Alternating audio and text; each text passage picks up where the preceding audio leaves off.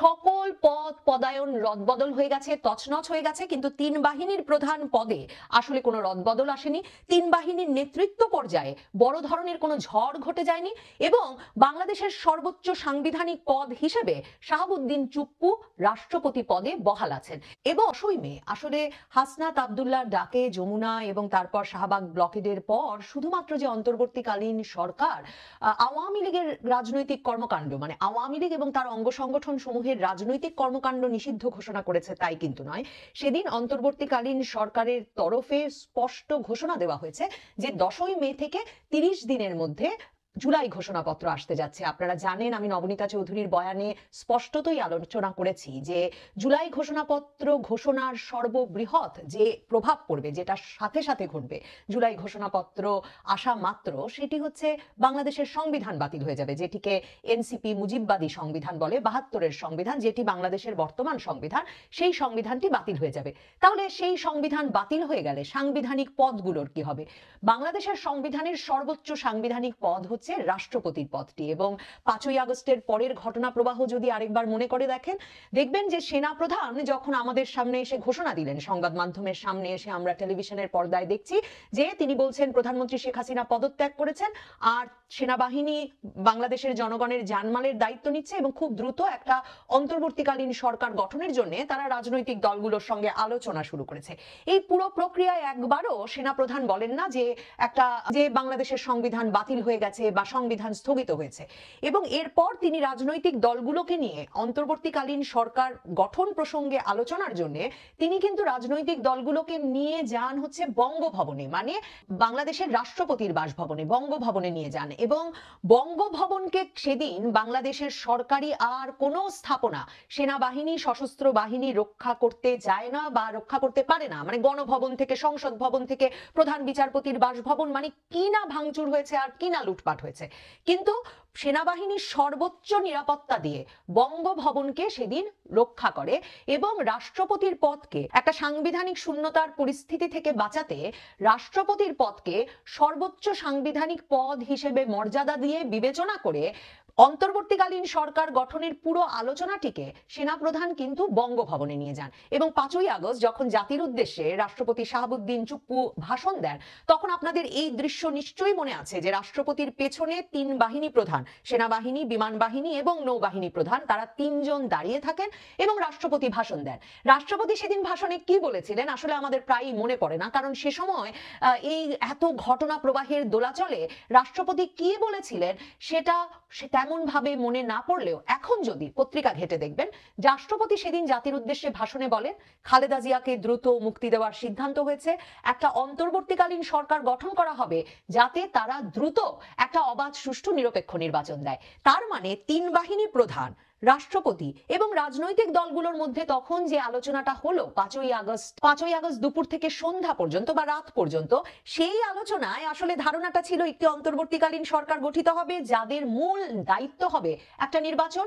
এবং সেই নির্বাচনে আওয়ামী লীগের যেহেতু পতন হয়েছে, বিএনপিকেই প্রধান রাজনৈতিক দল ধরে নিয়ে রাষ্ট্রপতি জাতির উদ্দেশ্যে ভাষণেই জানিয়ে দিচ্ছেন যে খালেদা জিয়াকে দ্রুত মুক্তির সিদ্ধান্ত হয়েছে এবং যে অন্তর্বর্তীকালীন সরকার গঠন হবে তার প্রধান দায়িত্ব হবে একটা দ্রুত নির্বাচন। এবং রাষ্ট্রপতি সেই বক্তব্যে বলেন যে তার সঙ্গে রাজনৈতিক দলগুলোর এবং বৈষম্য বিরোধী ছাত্র আন্দোলনের সমন্বয়কদের আলোচনা হয়েছে সারাদিন।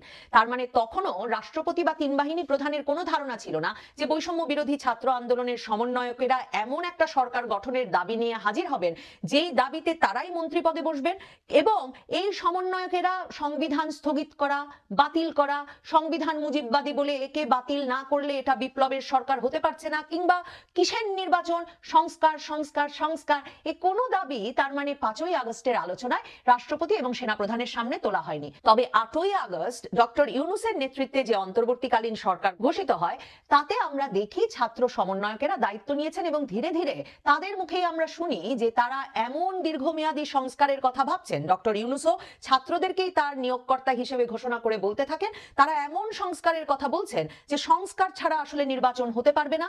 এবং সেই সংস্কারে তারা মূল যে দাবি নিয়ে হাজির হন সেটি হচ্ছে সংবিধান বাতিল করে দেওয়ার।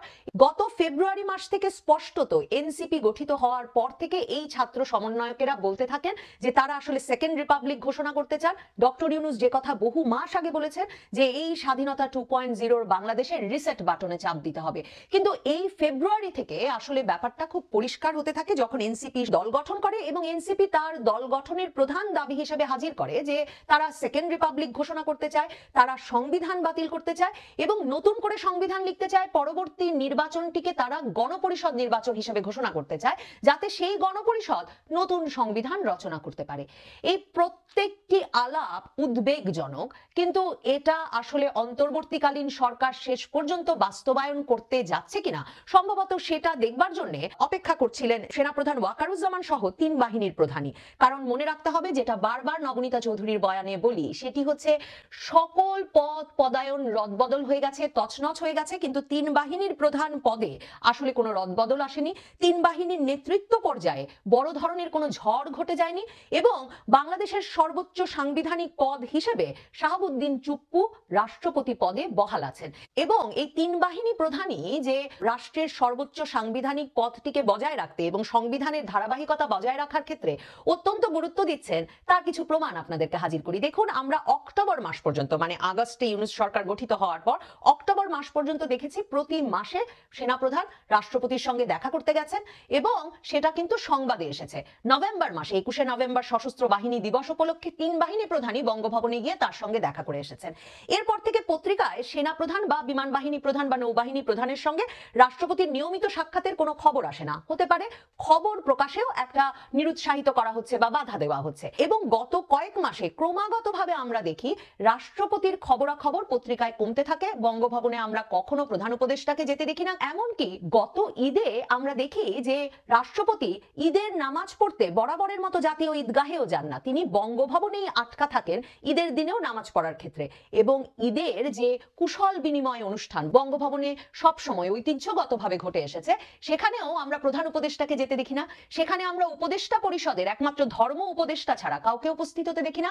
সেখানে ছাত্র সমন্বয়কেরা যারা আগস্ট মাসে 5ই আগস্টেই গিয়ে উপস্থিত হয়েছিলেন বঙ্গভবনে রাষ্ট্রপতির সঙ্গে আলোচনা করে অন্তর্বর্তী সরকার গঠনের সেই আলোচনায়, তাদের কাউকেও আমরা দেখি না। আমরা দেখি সেই কুশল বিনিময় অনুষ্ঠানে বাংলাদেশের অন্য বেশ কিছু রাজনৈতিক দলের নেতৃবৃন্দের পাশাপাশি গিয়ে উপস্থিত হয়েছেন তিন বাহিনী প্রধান। আমরা দেখি বঙ্গভবনে স্বাধীনতা দিবসকে সামনে রেখে, সেটা রমজান মাসও ছিল, কাজেই যে ইফতার অনুষ্ঠানের আয়োজন করা হয় সেখানেও সেনাবাহিনী প্রধান যান এবং বঙ্গভবনে নামাজের ইমামতি করেন তিনি। কাজেই রাষ্ট্রপতি পদের মর্যাদা ধরে রাখতে, এই পদের উচ্চতা ধরে রাখতে তিন বাহিনী প্রধান যে কাজ করছেন সেটাকে আমি অত্যন্ত তাৎপর্যপূর্ণ বলে মনে করি। কারণ মনে রাখতে হবে, সেনা প্রধান বদল করার ক্ষেত্রে রাষ্ট্রপতির স্বাক্ষরের প্রয়োজন হবে। সংবিধানে লেখা আছে বটে যে রাষ্ট্রপতি স্বাক্ষর করবেন প্রধানমন্ত্রীর পরামর্শক্রমে, কিন্তু মনে রাখবেন প্রধানমন্ত্রীর পরামর্শ মেনে নেওয়ার বিষয়টি একটা প্রথা বটে। রাষ্ট্রপতি স্বাক্ষর না করলে সেনা প্রধান কিংবা সশস্ত্র বাহিনীর কোনো প্রধানকে প্রধানমন্ত্রী চাইলেই পাল্টে দিতে পারেন না। আর প্রধান উপদেষ্টা পদটির কিন্তু কোনো সাংবিধানিক ভিত্তি নেই বাংলাদেশে। এটা একটা নির্বাহী আদেশের মাধ্যমে এখন বলা হয়েছে যে প্রধানমন্ত্রী পদের সমমর্যাদায় প্রধান উপদেষ্টা পদটিকে বিবেচনা করতে হবে। কাজেই বাংলাদেশের যে বর্তমান সংবিধান, সে সংবিধানে যে পদটি সর্বোচ্চ ক্ষমতার অধিকারী, সেই পদটি রাষ্ট্রপতি চুপ্পুর। আমরা জানি হাসনাত আব্দুল্লাহ সহ জুলাই আগস্ট আন্দোলনে নেতৃত্ব দানকারী পক্ষটি বারবার মনে করিয়ে দেয় যে সেনাপ্রধান ওয়াকারুজ্জামান হাসিনার লোক। তারা বারবার মনে করিয়ে দেয়, তারা বারবার বলে যে রাষ্ট্রপতি শাহাবুদ্দিন চুপ্পুকে বঙ্গভবন থেকে অপসারণ করা না পর্যন্ত আসলে জুলাই আগস্ট আন্দোলনের মূল লক্ষ্য নাকি কিছুতেই অর্জন করা যাবে না। আপনাদের মনে থাকবে 22শে অক্টোবর মঙ্গলবারে হাসনাত আব্দুল্লাহ বঙ্গভবন ঘেরাও করে ঘোষণা দিয়েছিলেন 24 থেকে 48 ঘন্টার মধ্যে শাহাবুদ্দিন চুপ্পুকে বঙ্গভবন থেকে অপসারণ করে তবে তারা বঙ্গভবন এলাকা ছাড়বেন। তারপর অবশ্য সে সময় বঙ্গভবন এলাকা ছেড়ে আসতে হয় তাদের।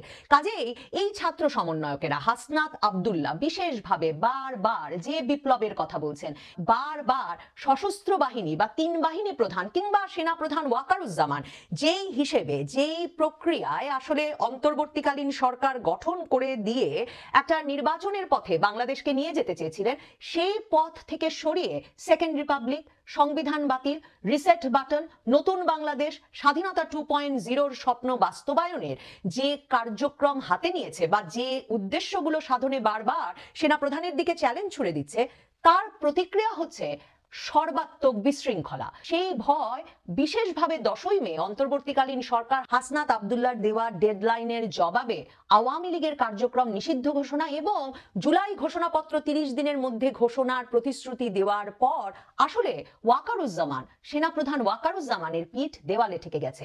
জুলাই ঘোষণাপত্র আসছে, সংবিধান বাতিল হবে, বঙ্গভবন থেকে ছাত্র জনতা রাষ্ট্রপতি শাহাবুদ্দিন চুপ্পুকে বের করে নিয়ে এসে আসলে কি করতে চান তারা? রাষ্ট্রপতি শাহাবুদ্দিন চুপ্পুকে কি বঙ্গভবন থেকে সরাসরি কারাগারে নিয়ে যাওয়া হবে, নাকি বাংলাদেশ 2025 সালে এমন অনিয়মের দিকে, এমন বিচারের দিকে কিংবা এমন বিপ্লবের দিকে হাঁটতে পারে কিনা? আমার মনে হয় এখন গুরুত্বের সঙ্গে গুরুতরভাবে সেনাপ্রধানকে সেটা বিবেচনা করতে হচ্ছে। কারণ মনে রাখবেন, রাষ্ট্রপতি পদ না থাকা মানে সেনাপ্রধানকে পাল্টে ফেলা, সশস্ত্র বাহিনীর সবগুলো পদে ব্যাপক রদবদল আনা, ঠিক যেভাবে বাংলাদেশের আর সকল বেসামরিক প্রশাসনে ঘটেছে সেটা ঘটিয়ে ফেলা কোনো বিষয়ই থাকবে না। তখন কি সত্যি শুধুমাত্র বঙ্গভবন থেকে রাষ্ট্রপতি শাহাবুদ্দিন চুপ্পুকে বের করে আনা, তাকে বিচারের মুখোমুখি করাতেই এই বিপ্লব থামবে, নাকি এই বিপ্লব দীর্ঘস্থায়ী হবে এবং অনেকের প্রকাশ্য বিচার, রাজপথে বিচারের দাবি উঠবে? তখন বিচার কি শুধুই তখন রাজপথে হবে, নাকি ক্যান্টনমেন্টের ভেতরেও, সেনানিবাসের ভেতরেও আসলে অনেক অনেক রক্তপাতের সূচনা করবে?